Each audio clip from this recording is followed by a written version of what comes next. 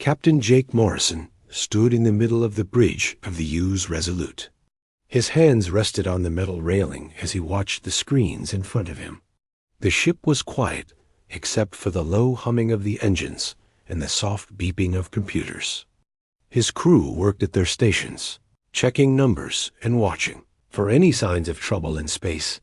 That the Resolute had been traveling through this part of space for 3 weeks now. They were on a mission to explore new star systems and look for planets that might be good for humans to live on. Earth was getting crowded, and people needed new places to go. The ship carried the best technology that humans had ever built. But most aliens in this part of space did not know that yet. Lieutenant Amy Foster sat at the communications desk. She had been listening to radio signals from nearby star systems. Most of the signals were normal space traffic, but something new had caught her attention. She turned to face the captain. "Sir, I am picking up some strange signals. They are very strong and coming from the edge of our sensor range. The computers say they are not from any ships we know about." Captain Morrison walked over to her station. He looked at the green and blue lights dancing across her screen.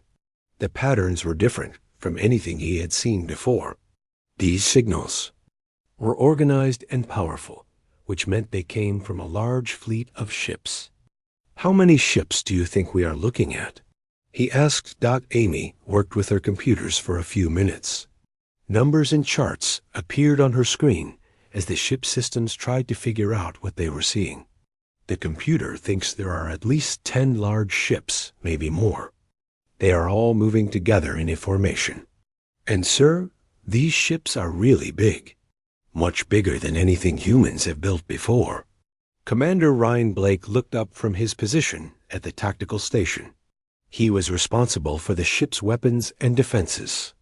His screen showed red dots representing the unknown ships. "Captain, those ships are heading straight for us. They will be here in about 2 hours if they keep moving at their current speed." Jake Morrison had been a ship captain for 15 years. He had fought in 3 different wars and had never lost a battle. He knew when something was dangerous, and his instincts were telling him that these ships meant trouble. But he also knew that his ship and crew were ready for whatever might come. "Send a message to Earth Command," he told Amy. "Tell them what we found and ask for orders." While Amy sent the message, Captain Morrison called his senior officers to the bridge. Within minutes, the most important people on the ship had gathered around him. There was Commander Sarah Mitchell, who was in charge of science and research. Chief Engineer Danny Walsh came up from the engine room, his hands still dirty from working on the ship's systems. Dr. Ben Curtis arrived from the medical bay, and Lieutenant Colonel Kate Spencer came from the Marine section of the ship. "We have visitors coming," Morrison told them. "Big ships, unknown technology, and they are heading right for us. I want everyone to get their departments ready for anything." The message from Earth Command came back faster than usual. Admiral Lisa Carter's face appeared on the main screen. She was sitting in her office on Earth, but she looked serious and worried. "Captain Morrison, we have been tracking those ships too. Our long-range sensors picked them up when they entered this star system. We think they belong to something called the Zeltharian hegemony. Our intelligence people say these aliens have been taking control of star systems and forcing other species to work for them." The Admiral paused for a moment, looking at some papers on her desk. "Jake, we do not know much about their technology or their intentions, but we know they are aggressive. You are authorized to defend yourself and your ship if they attack. Show them what human ships can do, but try to avoid starting a war if possible." Captain Morrison nodded. "Understood, Admiral. We will handle the situation." The screen went dark, and Morrison looked at his crew. Everyone was ready and waiting for orders. These people had trained together for years, and they trusted each other completely. "Commander Blake, I want our weapons ready, but not visible. Keep everything hidden until I give the order." "Commander." "Mitchell, scan those ships as much as you can without them knowing."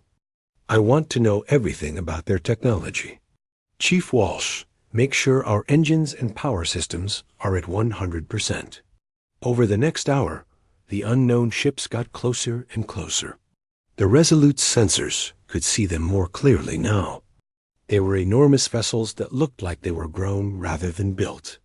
Their hulls were dark and covered with patterns that glowed with green light. Each ship was at least 50 times bigger than the Resolute. Commander Mitchell worked at her science station, studying the alien ships. Captain, these ships are very strange. They appear to be made from some kind of living material. The hulls are organic, like giant space creatures. I can see energy flowing through them like blood through veins. What about their weapons? Morrison asked. They have massive energy cannons built into their hulls. The power readings are incredible. Each ship could probably destroy a small moon with one shot. Lieutenant Colonel Spencer was looking at the tactical information. Sir, if these ships are as powerful as they look, we might be in serious trouble. Our ship is tough, but we are badly outnumbered. Captain Morrison smiled, but it was not a happy smile. It was the kind of smile he wore when he knew something that other people did not know. Kate, do not worry about the numbers. Sometimes the biggest ships are not the strongest ships. The alien fleet finally came close enough for visual contact. The main screen showed 12 massive ships arranged in a threatening formation. They looked like giant sea creatures swimming through space, their bioluminescent hulls pulsing with an eerie green light. The sight was both beautiful and terrifying. Amy Foster's communication equipment came to life. Sir, we are receiving a message from the lead ship. They want to talk. Put it on the main screen, Morrison ordered. The screen filled with the image of the most frightening creature that any of the humans had ever seen. It was tall and covered with a hard shell like an insect. It had multiple eyes that glowed red, and its mouth was full of sharp teeth designed for cutting through meat. When it spoke, its voice was deep and filled with arrogance. Primitive mammals, you travel in a vessel that is not worthy of space. My name is War Master Zekthar of the Zeltharian hegemony. We are the rulers of this part of the galaxy. You will surrender your ship immediately and prepare to serve us as slaves. If you refuse, we will destroy you and take your technology anyway. The alien leader paused, and the humans could hear clicking sounds as his mouthparts moved. Your species is new to space travel, so perhaps you do not understand your situation. We have conquered 17 star systems. Entire civilizations bow before our power. Your resistance would be both stupid and useless. Captain Morrison looked around at his crew. Commander Blake was trying not to laugh. Chief Walsh was shaking his head like he had heard something ridiculous. Dr. Curtis looked amazed that anyone could be so rude. Morrison turned back to the screen and spoke in a calm, polite voice. War Master Zekthar, thank you for your message. However, I am afraid we must decline your generous offer to become your slaves. Perhaps you would like to reconsider your position before this goes any further. The alien's eyes glowed brighter with anger. Your tiny ship amuses me, human. You speak of reconsidering when you face the third battle fleet of the Zeltharian hegemony. Each of our ships carries enough firepower to turn your homeworld into dust. Observe and despair.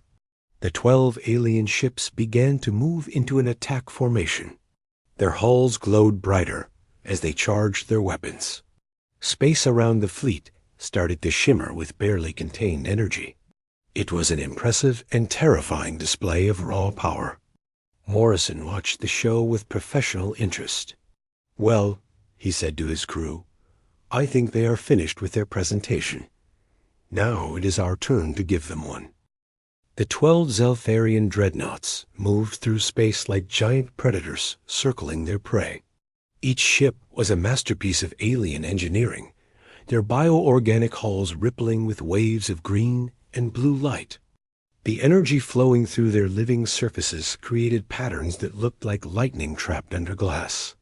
Captain Morrison and his crew watched in silence as the alien fleet demonstrated just how powerful they claimed to be. War Master. Zekthar appeared on the main screen again. His insect-like face was filled with confidence and cruelty. Behind him, other alien crew members moved around what looked like a bridge grown from the same organic material as their ship. Strange plants and tubes covered the walls, pulsing with the same eerie light. Foolish humans, you still do not understand what you face. Let me educate you about the power of the Zeltharian hegemony. The alien leader gestured with one of his 4 arms, and the view on the screen changed to show the outside of his ship. The dreadnought was even more impressive up close. Its hull was covered with thousands of bioluminescent patches that created complex patterns of light. But more frightening were the weapons that were beginning to emerge from its surface. Massive cannons grew out of the living hull like flowers blooming in fast motion. Each weapon was the size of a human building, and they all pointed toward the Resolute. These are Devastator-class vessels, Zekthar continued. Each ship in our fleet carries enough firepower to destroy your entire planet. The energy that flows through our living hulls could power your primitive civilization for 1,000 years. Watch and learn what real technology looks like. The alien ships began charging their weapons. The effect was spectacular and terrifying. Bright plasma conduits became visible under their transparent hulls, carrying energy from massive biological reactors deep inside each ship. The space around the fleet started to glow as radiation leaked from their weapon systems. Even from a safe distance, the Resolute's sensors detected dangerous levels of energy building up. Commander Blake watched his tactical displays with professional interest. Captain, their energy output is incredible. Each of those ships is generating more power than our entire fleet back on Earth. If they fired all their weapons at once, they could probably crack a planet in half. Lieutenant Amy Foster was monitoring the alien communications. Sir, they are broadcasting on multiple frequencies. They want everyone in this star system to see what is happening. They are treating this like a public demonstration. Dr. Sarah Mitchell looked up from her science station. Her face was pale, but her voice was steady. Captain, I am reading massive gravitational distortions around their ships. The amount of energy they are generating is actually bending space around them. This is technology far beyond anything we thought possible. Chief Engineer Danny Walsh wiped sweat from his forehead. Those are not just ships, sir. They are mobile space stations. Each one probably carries tens of thousands of crew members. The power systems alone must be the size of cities. War Master Zekthar's voice filled the bridge again. Do you see now, primitive mammals? This is why 17 star systems have surrendered to us without firing a single shot. When lesser species see our fleet, they understand immediately that resistance is impossible. Your tiny vessel is like an insect compared to our mighty dreadnoughts. The alien leader paused, and his multiple eyes focused directly on Captain Morrison through the screen. We have studied your species, humans. You are young and weak. Your ships are powered by simple chemical reactions. Your weapons throw small pieces of metal through space. You have not even learned to bend the fabric of space itself to your will. Lieutenant Colonel Kate Spencer stood near the tactical station, watching the display of alien firepower. Sir, they really know how to put on a show. I have never seen anything like this, but something bothers me about all this. What do you mean? Morrison asked. Well, sir, if they are really as powerful as they claim, why do they need to spend so much time trying to scare us? Why not just attack and get it over with? All this talking and showing off seems like they are trying very hard to avoid an actual fight. Dr. Ben Curtis nodded from his medical station. Kate has a point. In my experience, the people who talk the loudest about how tough they are usually have something to hide. On the main screen, the alien fleet continued their impressive display. The dreadnoughts moved into a perfect attack formation, each ship taking a position where they could bring all their weapons to bear on the human vessel. Their hulls glowed brighter as more energy flowed through their systems. Space itself seemed to shimmer around them from the massive forces they were generating. War Master Zekthar spoke again, his voice full of pride and arrogance.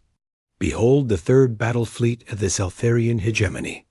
We have traveled across the galaxy, bringing order to chaos and civilization to barbarism.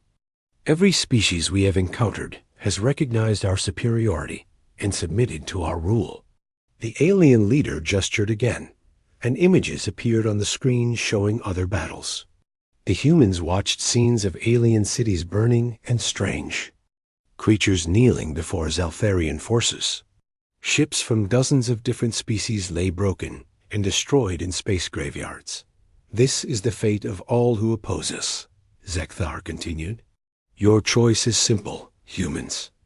Surrender now and live as our servants, or resist and join the countless others who thought they could stand against Zeltharian might." Commander Mitchell was still studying the sensor readings from the alien ships. She had been working quietly at her station, running detailed scans while the aliens were busy showing off. Suddenly, she looked up with surprise on her face. "Captain, I am finding some very interesting things about their ships." Morrison turned to face her. "What kind of things?" "Well, sir, those impressive bioorganic hulls they are so proud of appear to be mostly for show. The actual armor plating underneath is much thinner than it should be for ships of their size, and their power distribution is inefficient. They are generating huge amounts of energy, but most of it is being wasted on light shows and radiation. Leakage." Chief Walsh moved closer to look at her readings. "You mean they are all flash and no substance?" "Not exactly," Mitchell replied. "They do have serious firepower, but their ships are not as well designed as they want us to think. It is like they focused more on looking scary than on actual combat effectiveness." Captain Morrison smiled for the first time since the aliens had arrived. "Keep scanning, Sarah. I want to know everything about those ships before we make our next move." The Zeltharian War Master was still talking, his voice echoing across space as he described the glorious future that awaited humanity as slaves of the hegemony. He talked about the great honor of serving such a superior species and the valuable lessons humans could learn from their new masters. But the humans on the Thing, Resolute, were no longer listening to his words. They were professionals, and they had work to do. Captain Morrison looked around at his crew and saw the same determination in their eyes that had carried them through every challenge they had ever faced. "Commander Blake, are our systems ready?" "All systems are green, Captain. We can be ready to engage at a moment's notice." "Chief Walsh, how are our power levels?" "Running at optimal efficiency, sir. All reactors are online and stable." "Dr. Mitchell, do you have enough information about their ships?" "More than enough, Captain. I think you are going to find their weaknesses very interesting."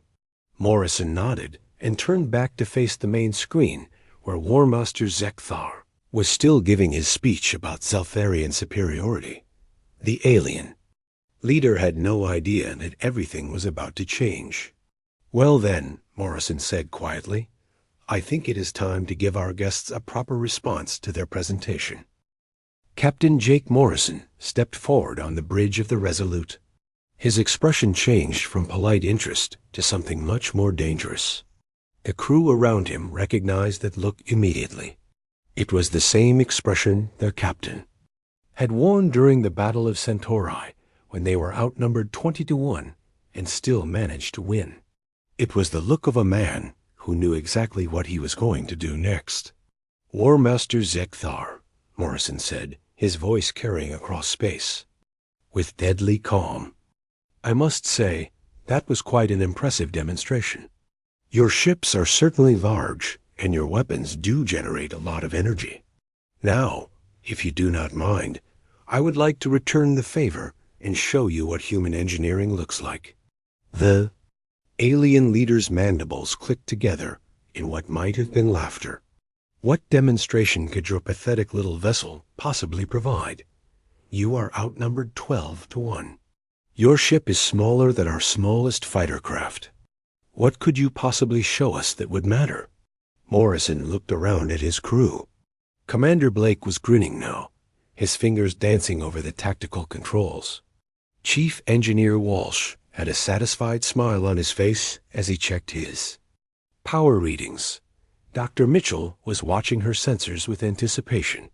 Even Dr. Curtis looked excited to see what would happen next. "Computer," Morrison said clearly. "Authorization Morrison Alpha 7. Disengage stealth configuration. Reveal. True ship specifications." "Authorization confirmed," the ship's computer replied in its calm female voice. "Disengaging stealth mode. All systems coming online." What happened next would have seemed impossible to anyone watching from the outside. The U's Resolute began to change before the eyes of the stunned Seltharian fleet. What had appeared to be a modest exploration vessel started transforming into something completely different. The first thing that changed was the ship's size. Sections of hull that had been hidden began extending outward. The Resolute grew longer, wider, and taller as concealed parts of its structure unfolded like the petals of a massive mechanical flower. Within minutes, the ship had tripled in size. The size change was nothing compared to what came next. Armor plating that had been covering the ship's true hull began retracting, sliding away to reveal the weapon systems that had been hidden underneath. Gun turrets emerged from concealed bays. Missile launchers rose from the ship's surface. Energy cannons that had been completely invisible moments before now pointed outward from the hull like the spines of a deadly creature. "Commander," Blake's voice was filled with professional satisfaction. "Stealth mode fully disengaged, Captain. All weapon systems are online and ready. The ship is now operating at full combat specifications." The transformation was not finished yet. The Resolute's engines, which had been running quietly in exploration mode, now roared to life with their full power. The space behind the ship glowed with the light of fusion reactions that could power entire cities. The ship's energy shields activated, creating a shimmering barrier of force around the hull. Lieutenant Amy Foster opened a communication channel to the alien fleet. Her voice was cheerful and polite. "War Master Zekthar, please allow me to introduce the U's Resolute in its true configuration. What you are now seeing is one of humanity's Titan-class heavy battleships. The vessel you have been threatening for the past hour represents approximately 15% of our total military capability." The silence from the Zeltharian fleet was complete. For the first time since they had arrived, War Master Zekthar had nothing to say. The Resolute's true size was now apparent. While it was still smaller than the alien dreadnoughts, it was no longer the tiny exploration ship they had been threatening. More importantly, the weapons now visible along its hull were clearly designed for serious combat. Railguns capable of firing projectiles at significant fractions of the speed of light. Plasma lance arrays that could cut through armor like a hot knife through butter. Quantum torpedo launchers, loaded with warheads that could crack open asteroids. But perhaps most impressive were the experimental weapons that glowed with an ominous blue light. These were devices that the aliens had never seen before, technologies that their intelligence networks had never reported. The energy readings from these weapons made even the Zeltharian sensors nervous. Dr. Mitchell looked up from her science station with obvious delight. "Captain, I am detecting significant changes in their fleet formation. Several ships are trying to move away from us. Their energy signatures indicate high stress levels among their crew members." Chief Walsh laughed from his engineering station. The Mark 7 fusion reactors are running perfectly, sir. We have enough power to light up this entire star system. If we need to, all weapon systems are charged and ready to fire. Commander Blake's tactical display now showed a very different picture than it had a few minutes ago. Where before the Resolute had been surrounded by overwhelmingly superior forces, now the situation looked much more balanced. The alien ships were still larger, but the human vessel was clearly no longer helpless. "Captain," Blake reported, "I am reading panic communications between their vessels. It seems they have never encountered adaptive stealth technology before. They are trying to figure out how we hid all of this from their sensors." Lieutenant Colonel Spencer was studying the tactical situation with professional interest. "Sir, their formation is breaking down. They do not know how to respond to an enemy that just changed the rules of engagement. Look at their movement patterns. They are confused and scared." On the main screen, War Master Zekthar finally found his voice again. But the arrogance was gone now, replaced by uncertainty and fear. "This is impossible. Our intelligence reports said your species only has primitive chemical rockets and nuclear weapons. How do you possess such advanced technology?" Captain Morrison's smile was sharp enough to cut steel. "Intelligence can be so unreliable, can it not, War Master?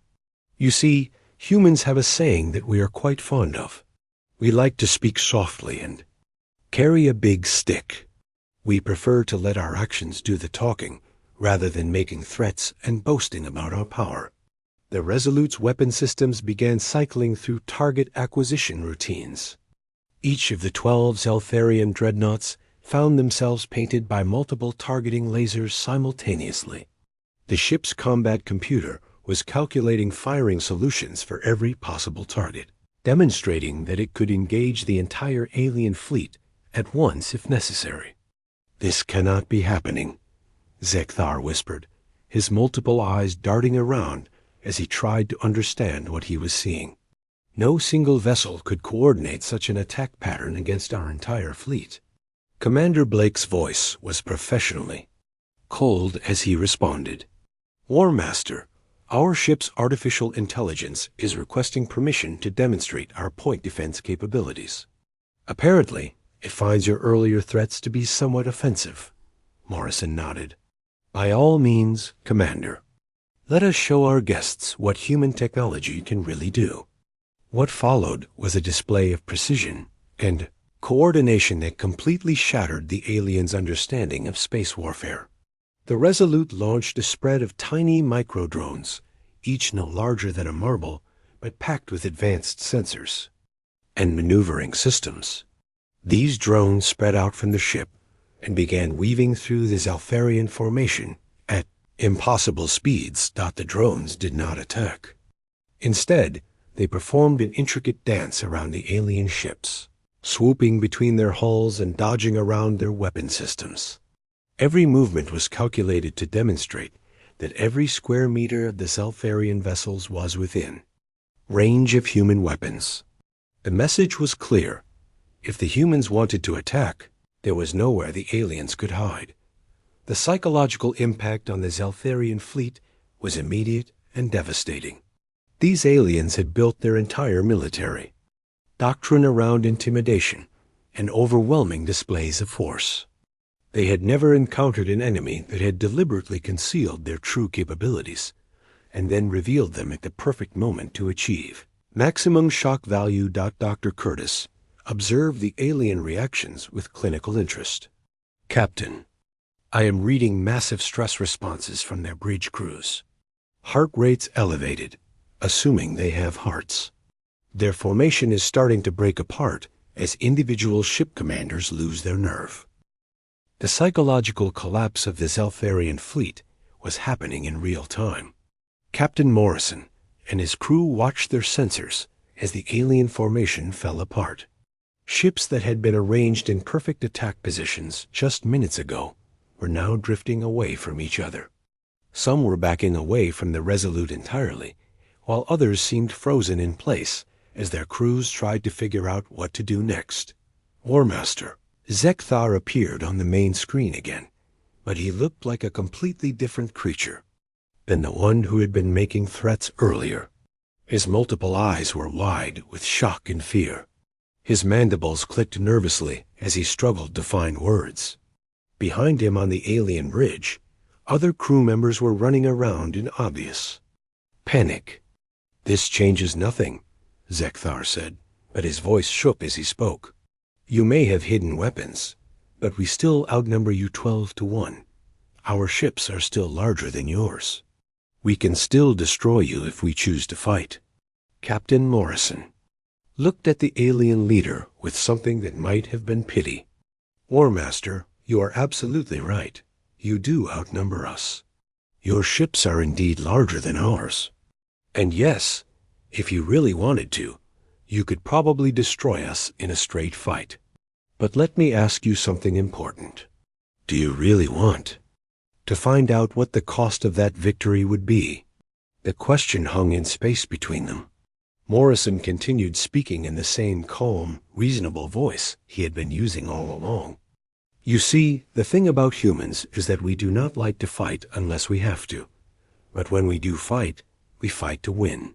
And we have learned that the best way to win a fight is to make sure the other side does not want to start one in the first place." Commander Blake spoke up from his tactical station. "Captain, I am detecting some very interesting energy signatures from their ships. It looks like several of their vessels are having power fluctuations. Their crews seem to be having trouble maintaining their weapon systems under stress." Dr. Mitchell was still studying the alien ships with her sensors. "Sir, their bioorganic hulls are showing signs of stress too. Those living systems they are so proud of seem to be reacting badly to fear. The energy flow through their ships is becoming irregular."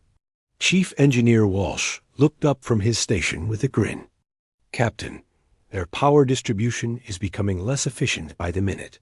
Those fancy biological systems of theirs do not handle emotional stress very well. Our computers estimate their combat effectiveness has dropped by at least 30%, just from being scared." Lieutenant Colonel Spencer was watching the tactical display with professional interest. "Sir, look at their weapon targeting. They cannot decide what to aim at. Some ships are pointing their guns at us. Others are scanning for threats that are not there. They have completely lost their coordination." Morrison nodded thoughtfully. "It seems that intimidation works both ways, does it not? The difference is that when humans are scared, we get angry and fight harder. When these aliens are scared, they fall apart." On the main screen, War Master Zekthar was clearly struggling to maintain control of his fleet. Communications were flooding in from his other ships, and none of them sounded confident. The humans could hear fragments of alien voices in the background, all speaking in rapid, panicked tones. "War Master," Morrison said gently, "your crews are terrified. They signed up to bully helpless civilians, not to fight a real battle against an enemy that can hit back. How many of your people are going to die before you admit that this was a mistake?" The alien leader's eyes blazed with anger, but it was the desperate anger of someone who knew they were trapped. "You think your tricks will save you? We have conquered 17 star systems. We have destroyed entire civilizations. Your one ship cannot stand against the might of the Zeltharian hegemony." Morrison's expression became more serious. "War Master, let me tell you something about those 17 star systems you conquered. We have been studying your expansion pattern for months. Every single species you attacked was peaceful and unprepared for war. You have never actually fought anyone who could fight back effectively." The captain gestured to Commander Blake, who brought up a holographic display in the center of the bridge. The display showed a map of the local star systems with the Zeltharian expansion marked in red. The pattern was clear and obvious once someone pointed it out. "Look at your conquest pattern," Morrison continued. "You always attack species that have just developed space travel. You target civilizations that are still learning how to build proper warships. You have built your entire empire by picking on people who cannot defend themselves properly. Dr. Curtis spoke up from his medical station. Captain, I am detecting some fascinating psychological responses from their crew members. The stress levels are so high that some of them are actually having physical reactions. Their fear response is shutting down their higher brain functions.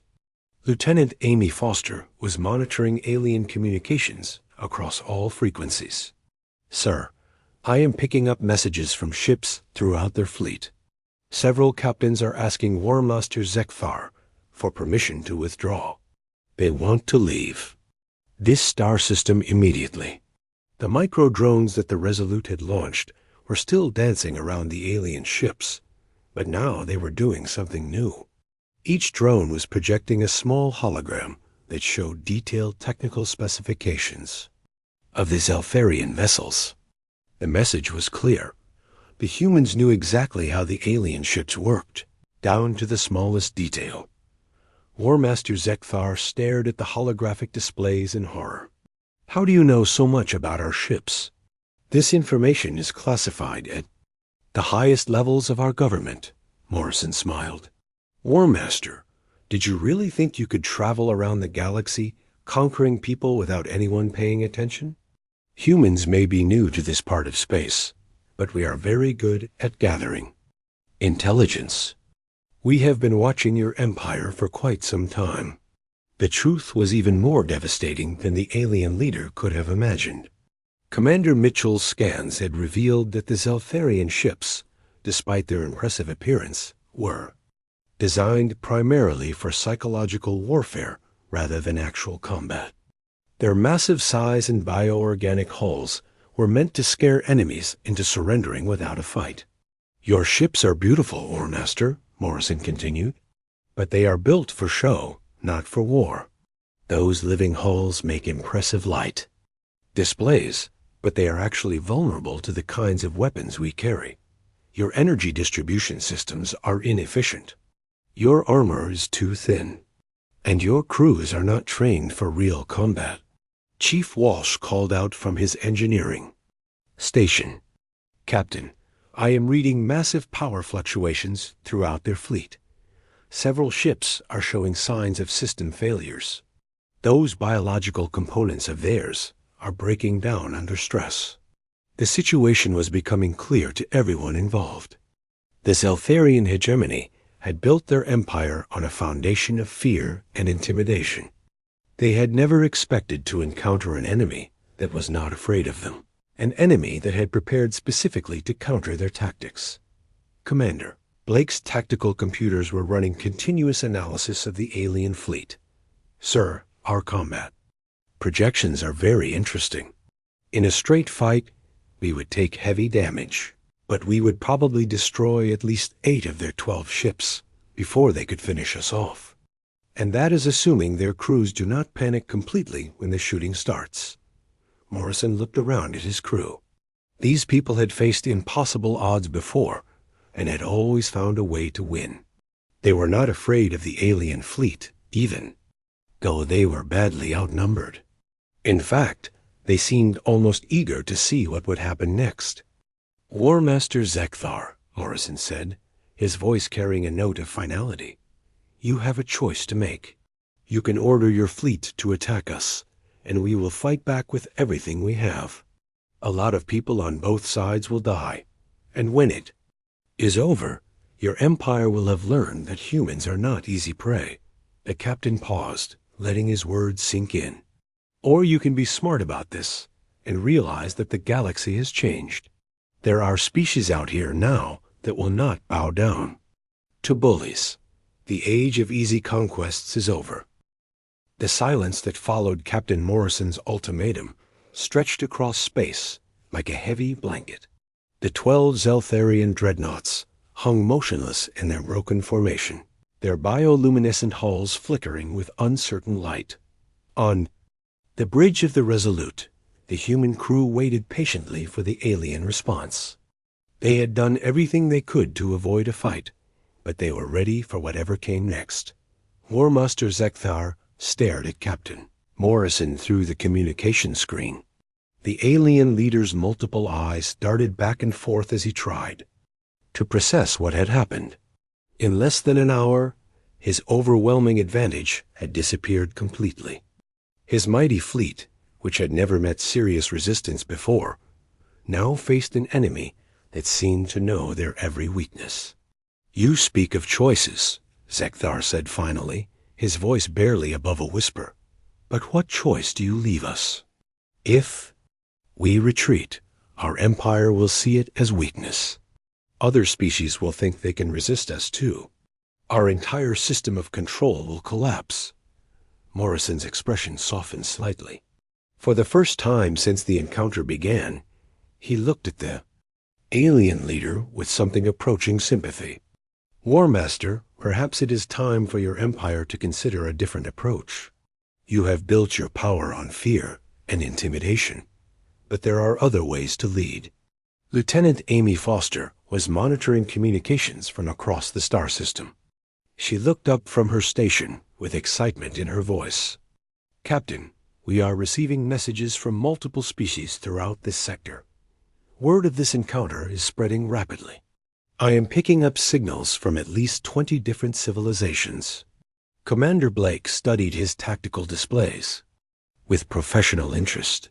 "Sir, those signals are coming from species that were forced to submit to Zeltharian rule. They are asking if the reports they are hearing are true. They want to know if someone has finally stood up to the hegemony." Dr. Mitchell was still analyzing the alien ships, but now her focus had shifted to something else entirely.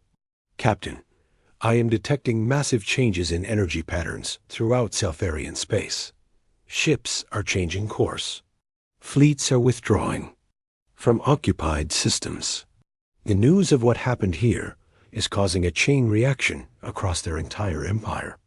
Chief Engineer Walsh looked up from his station with amazement. "Sir, they are powering down their weapons.